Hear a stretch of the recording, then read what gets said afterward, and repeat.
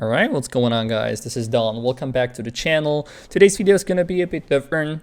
As all you can hear, this video will also include commentary. Your boy finally managed to get a proper boom arm, so expect some more commentaries coming in the future as well. Second of all, this will not be exactly a campaign video as I'm used to upload. This will mostly concern the build that I'm using, how I got myself all the way from CT1 to CT15 in just one day, considering you're not going to spend too much time during the campaign, different side quests and stuff like that. The build highly revolves around using a weapon life leech, so it's not really going to be a glass cannon build that you're used to watch on YouTube, you know, with all the snipers and everything. This one's going to be a bit different. I would say it's much more efficient time-wise, so if you do not have as much time playing the game, grading specific pieces of the gear to make it work, I'm sure this will be a lot of help. So let's just go quickly over the build, and then obviously I'm going to go ahead and show you a gameplay where we see the CT15, how you can pretty much tank your mobs at once, not really worry too much about the health, and be successful and consistent with the CT15s, not failing every second, every third, you know, depending on what kind of expedition you play. Alright, so as far as the equipment, this build will heavily rely on weapon leech, on your weapon. Just like I mentioned, this will not be a glass cannon build, just like you're used to. This will not include a sniper. This is based on the submachine gun. Doesn't really matter what kind of gun you're using as long as it's an assault rifle and it has a weapon leech on it. Obviously, you're going to be trying to max out these attributes just so it's going to be more efficient for you. But in terms of doing what it has to, this will be more than sufficient. Getting those 12-13%, that's going to be more than sufficient for that. Just like I mentioned, it's running off of the weapon leech, the passive that the Technomancer has. Just simply by being a Technomancer, it regenerates life as soon as it does any damage, whether it's damage over time, direct hits with your bullets, or let's say for instance this build also uses a turret, poison turret, which will also generate some health. What you're going to be looking for as for the stats, pretty much the usual: close range, long range damage, for the weapon life leech, just like I mentioned previously. Anything else, you can use the status power, but that's not going to be as impactful. But just like I said, this is something that I've been able to manage and get done within a day. Didn't really spend too much time of grading. As you can see, even the currency, it's not high. Really limited as far as the time, but pretty efficient in terms of being consistent with the expeditions. So yeah, cooldown reduction, status power, close range, long range damage. This will probably be the best setup. Bonus firepower, make sure you include that in everything. It's a lot better than anomaly power or anything else. Definitely look for bonus firepower, the highest possible you can. Long range, close range damage, any of that will be useful. As far as the mods, what we're going to be looking for, just to make sure you're going to be getting the best possible weapon life leech, I made sure I included the ultimate damage link. It's a tier 3 mod, so it might be a bit difficult for you to get, but if you happen to have it, that's great. It's going to pretty much share the damage with 4 different enemies, and it's going to do a lot of damage. That way, it's going to heal you a lot as well. You're going to be pretty much able to go ahead, stand in front of 15-20 enemies, hitting you from all over. You're still going to be able to survive. That would not be a problem. That's pretty much what this build is based on.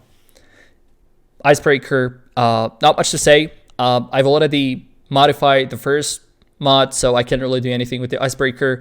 It's not as good. Obviously, you could get something a lot better. Icebreaker only works when the enemies are frozen, and as all you can know, the Cold Snap has almost 30-second cooldown, 27.5 in this case, because I do have some cooldown reduction in my build. For the helmet, what I'm using here, standard, bonus firepower, close range, long range damage, as high as possible, still trying to level the attributes. Just like I said, there's not much time to do this, so I do apologize for not being really maxed out in this case, but it is what it is. Mods, Bloodlust, brutal power increase, you gotta go for this one. Firepower increased by 7,000, obviously that scales off of the level, kind of equipment that you have. What is important, it stacks up to 3 times, so you can imagine how much damage you do. Freezing boost, again, not something that I prefer having on my helmet, but hey, what you can do, just playing what we have. Moving on to the chest piece, standard attributes, bonus firepower as always, trying to have it as high as possible. Close range damage, again, you're going to be chasing the enemies up close. You're not going to be doing a lot of long range damage, and considering it's submachine, you're not really able to, let's be honest. Status power, just improving the toxic damage that you're dealing with all the shots. Not the greatest, but still, it's a damage. For the mods, damage absorber, just simply improving the armor and resistance. You're going to need this because you're being pretty much tanking all of the mods at once. And the emergency stance, just simply putting a golem effect of the Devastator, which is like 65% damage reduction. So a lot of help considering you're going to reach that 30% mark of your health. And enemies are hitting quite hard, so this is really useful. As far as the leg piece, the standard attributes, bonus firepower, status power, close range damage, trying to have them as high as possible. Pretty self-explanatory, just like on the previous equipment. Doesn't have to be really explained too much. As far as the mods, what is really important in this case, it's the blighted rounds. The skill is effective for 1 additional magazine before triggering the cooldown. Cooldown on this spell, which is like the foundation, the bread and butter of this build, is blighted rounds, and it has almost a minute cooldown. If you were to lose this, you're not going to do any damage at all. They just simply have huge health pools, and this is what you need to have on 24/7. So just a preemptive action. Have this always ready. Even though you have to reload, you're still going to keep that spell, which is really, really important. You're going to spend a lot of time running around, not doing any damage, and just simply getting yourself from getting better rewards. Obviously, expeditions are time-based, so it's really important to finish it as soon as possible. Second mod, Rejuvenation. Again, pretty self-explanatory. Just having more firepower, and melee power, and armor whenever your health is replenished. This works for the Technomancer pretty much the best. You're replenishing your health 24/7. You don't have any kind of shield, anything special, just replenishing your health. And with the weapon life leech and the basic passive that he has, is really great. As far as the gloves, the same thing. Bonus power, firepower, close range damage, status power. For the mods, Radical Therapy, increasing the damage against any enemy inflicted by Toxic. As we already know, we have the Blighted Rounds, which are only applying the Toxic. So this will be a great increase in damage. Trick Up the Sleeve is the second mod that we're using. While the skill is active, killing any mob will grant you 30% extra bullets, which is really important, just like you mentioned previously. Blighted Rounds having almost a minute cooldown. This is really key for this build. For the last piece of equipment, standard stats, firepower, long range, close range damage, mods, critical analysis, increasing critical damage by 30%. It's quite a lot considering how much damage you do on normal basis, and I'm playing on a PC, so this will really improve the damage that you do. It's not as difficult to hit the headshots on the PC as it's on the console. Hit a mech kit, you can just disregard this one. I just simply wasn't able to get any better foot gear than this, so yeah. And just so I don't forget, the weapon, I do have it in technical variant. It gives you 10 ammo more, so you don't really have to worry about reloading too much. Hopefully that won't happen at all. And it just simply feels better. You can try both variants. I've played with the regular one, where you can just go simply full all out, but this one just simply feels better. All right, as far as the talents, Pestilence apparently still is and probably stayed the best build that you can run with the Technomancer, Detection, and Demolisher. They don't really seem to be that great, so just using the standard build as always. Weapon damage, life leech, armor piercing, critical damage for those headshots, exposing toxin. Apart from just applying the toxic status, this will also apply the vulnerable status, which is increasing damage by 25%, and this will increase it all the way to 40% more effective. Moving on, just decreasing the long range by 3 meters. So pretty much if you're shooting from a distance, the closer you are, the more damage you do. This will take care of that, even though you don't really know how far you're distant from the enemy, but anyways, it can help in certain situations. Weapon damage, distance decrease. Again, just 10% more damage with the toxic. Weapon damage, and this is something really important, if you're going to be running any of the assault rifles, like the light machine gun, submachine gun, double guns, anything, go for this one. It increases your overall damage by 20%, as well as increases the drop chance of the assault weapons. Moving on, assault weapon damage, armor piercing, 2 sides of the power. This will increase the damage that you're receiving from the enemies by 15%, but you're going to be dealing 20% more damage. With the build that we're currently running with so much life leech and regeneration that we have. This is really great. You probably won't feel the difference anyway by just doing one shot with all the multi-link and the shared damage among the enemies. You're going to be full health in just one bullet, so this should not be a problem. Moving on, standard long-range weapon damage by 30% in case you're going to be more distant, so you can still hit them hard. Grand amplification. Previously, I was running a build where I ended up my talents here in anomaly power by 6% and resistance piercing by 15%. Then I decided to switch to grand amplification. It pretty much gives you 4% anomaly power for each node unlocked that is BR/8. These are the ones, just for the future reference. So yeah, ended up being 12% more anomaly power, so I kind of stuck with that. Moving on, increases magazine size by 50%, really important. We never want to have those blighted rounds on a cooldown. And purge enemies afflicted by toxic, 30% more damage again. Finally, empowering antenna. I was not using this talent previously because the damage was still sufficient. I could survive easily just by using any different talents. Later on, coming from like 12, 13, 14, 15, I just simply couldn't get any elite down, so I had to change my build a little, and I put this talent in, empowering antenna. Anytime you're using the turret, obviously we're not going to be using the blighted rounds. Those just simply stay on, and it doesn't apply. If the effect is active, it doesn't refresh this button, this buff. So yeah, we're going to be using a turret for this build. The turret has a cooldown of 7.7 seconds right now. So you're going to be pretty much spamming this on cooldown, which always refreshes those 40% of damage increase that you have. Also, as you can see in the brief description, it also tanks damage. So in case there's a lot of enemies, it helps a lot. Every 7 seconds, I guess that's a good deal. Anything else, just a standard cold snap. Whenever you press it, everything else freezes all around you. Blighted rounds, we mentioned that previously. So that's going to be the build we're running on right now. And I'm just going to go ahead and drop a random CT15 gameplay so you can see how the build works out, and that you don't necessarily need to be a glass cannon to be successful and consistent with the CTs, no matter what level you do. All right, hopefully this will be the last section.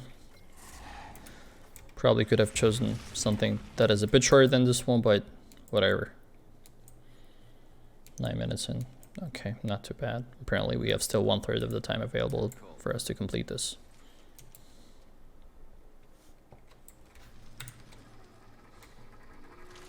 Pretty bad you can skip these cutscenes even though you've seen them like dozens of times before.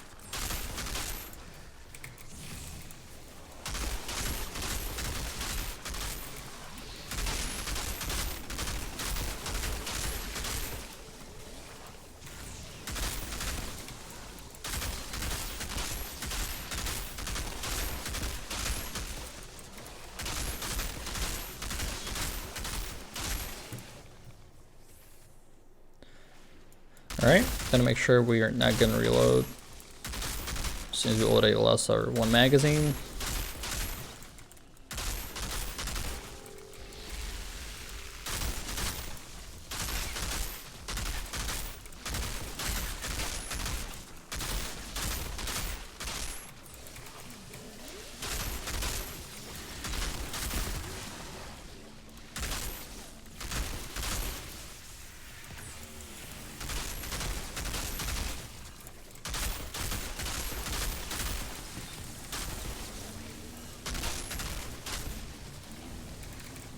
Some of the hit markers in these games are pretty crazy.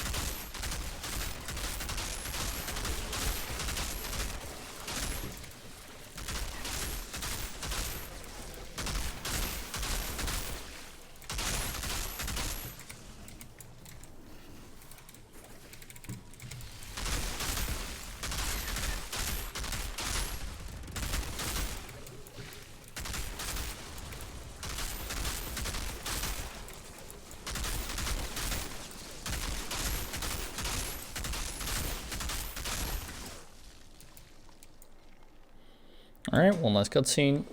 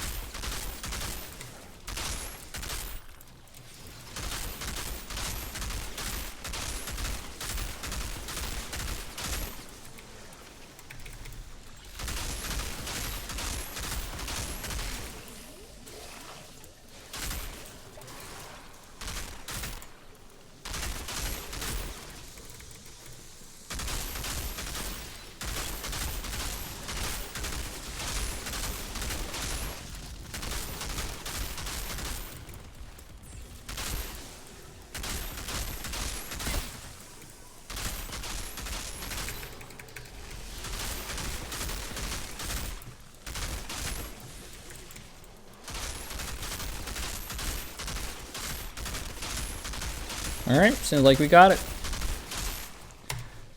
Hopefully you guys enjoyed the build.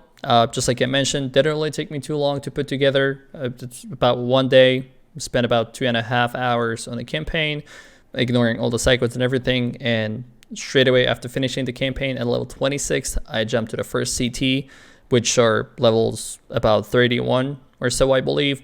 And I still managed to get that completed just fine. Just included the weapon leech, inner weapon, as well as the talent tree, which I showed you before. You should be pretty good to go. I even managed to complete expeditions that were like 5 levels harder than my current gear equip. So give it a shot. Let me know how that works out. And yeah, take care. Have a great day.